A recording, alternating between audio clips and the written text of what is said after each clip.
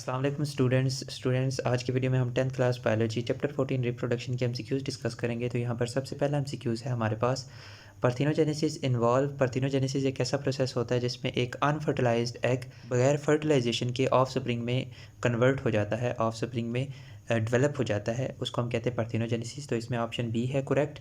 इसके बाद second MCQs है, spores are produced in a structure known as, spores बनते हैं स्पोरेंजियम के अंदर। इसके बाद नेक्स्ट है zygote in flowering plants develop into, zygote convert होता है एम्ब्रियो में और ये एम्ब्रियो सीड के अंदर मौजूद होता है। नेक्स्ट हम चलते हैं एमसीक्यूज़ नंबर 4 की तरफ। फोर्थ एमसीक्यूज़ है the process by which an embryo is activated to form a seedling, embryo seedling में कन्वर्ट होता है जिस प्रोसेस के ज़रिए उसे जर्मिनेशन कहते हैं।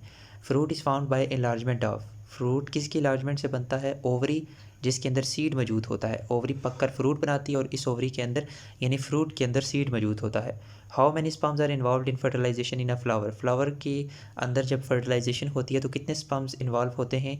2 स्पर्म्स इन्वॉल्व होते हैं। 2 स्पर्म्स का प्रोसेस होता है एंजियोस्पर्म्स के अंदर ड्यूरिंग फर्टिलाइजेशन या during sexual reproduction, double fertilization का प्रोसेस होता है।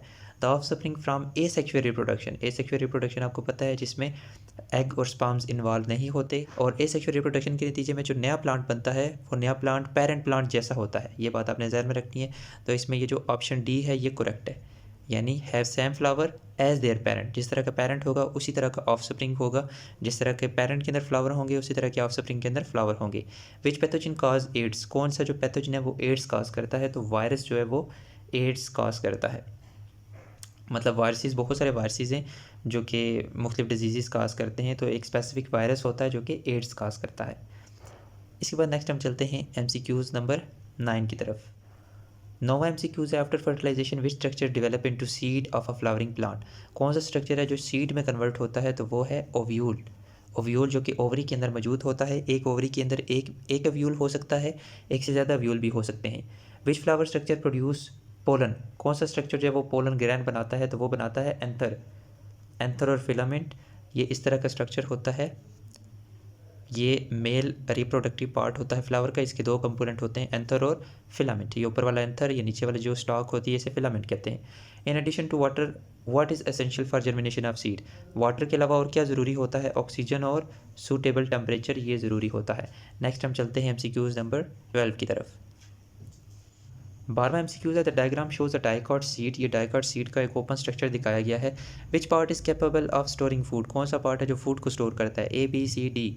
यहाँ पर देखें ये जो सी है ये बेसिकली सीड कोट आप समझ लें इसे, और ये जो बी है ये है कॉटिलीडन। ठीक है, ये कॉटिलीडन जो होता है ये फूड को स्टोर करता है। तो बी पार्ट जो है ये करेक्ट है, सी वाला नहीं बल्कि ये बी वाला ठीक है, जिसे हम कॉटिलीडन कहते हैं। नेक्स्ट हम चलते हैं एमसीक्यूज़ नंबर 13 की तरफ। It is found in the female reproductive system of rabbit, इन चारों में से कौन सा फीमेल रिप्रोडक्टिव सिस्टम का पार्ट होता है? सेमिनल वेजिकल ये मेल का पार्ट होता है, यूट्रस जो है ये फीमेल रिप्रोडक्टिव सिस्टम का पार्ट होता है, एपिडाइडर्मिस और टेस्टिस ये भी मेल रिप्रोडक्टिव सिस्टम का हिस्सा होते हैं। नेक्स्ट हम चलते हैं एमसीक्यूज़ नंबर 14 की तरफ। It is an example of sexually transmitted disease, कौन सी ऐसी बीमारी है जो कि ट्रांसमिट हो सकती है एक बंदे से दूसरे बंदे में बायसेक्सुअल कॉन्टैक्ट? तो उसमें आ जाता है एड्स, जो कि ट्रांसफ़र हो सकती है, सेक्सुअली ट्रांसमिटेड डिजीज़ के अंदर आती है। नेक्स्ट हम चलते हैं एमसीक्यूज़ नंबर 15 की तरफ।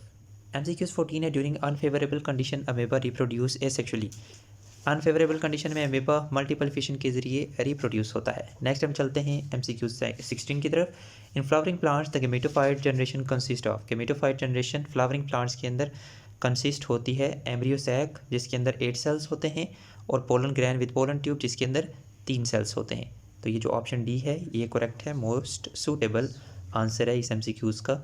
नेक्स्ट एमसीक्यू 17 है, the disease in which virus destroy white blood cell, एक ऐसी बीमारी जिसमें वायरसेस वाइट ब्लड सेल्स को ख़त्म कर देते हैं और इम्यूनिटी ख़त्म हो जाती है, उस बीमारी को एड्स बोला जाता है।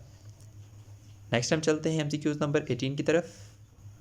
एमसीक्यूज़ 18 है, 3 characters of a specific method of asexual reproduction are listed below, यानी जिसमें सबसे पहले न्यूक्लियस डिवाइड करता है, फिर साइटोप्लाज्म डिवाइड करता है और फिर सेल मेम्ब्रेन की डिवीजन होती है। सेल मेम्ब्रेन इन्वेजिनेट होती है सेंटर से और एक सेल से 2 सेल बन जाते हैं और इस प्रोसेस को बाइनरी फिशन बोला जाता है। बाकी कोई क्वेश्चन है तो नीचे आप कमेंट सेक्शन में पूछ सकते हैं। शुक्रिया, अल्लाह हाफिज़।